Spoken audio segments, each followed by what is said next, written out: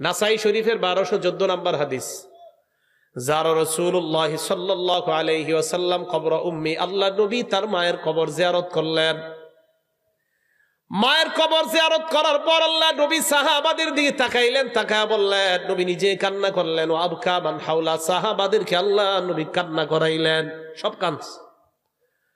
সব শেষে নবী বললেন, জুরুল কুবুর, তোমরা কবর জিয়ারত করো, ফাইন্নাহা তুযাক্কিরুকুমুল মাউত, কবর জিয়ারত তোমাদেরকে মৃত্যুর কথা স্মরণ করায়া দিবে।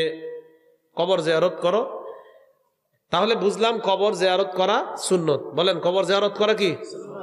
এখন আপনি আপনার দাদার কবর জিয়ারত করতে গেলেন সুন্নত পালন করার জন্য, কবর জিয়ারত করলেন। কবর জিয়ারত করার সময় দাদার কবরের সামনে গিয়ে বললেন, আসসালামু আলাইকুম দারা কওমিন মুমিনিন, আসসালামু আলাইকুম দারা কওমিন মুমিনিন। আমাদের নবীজি এটাই বলতেন আর কি।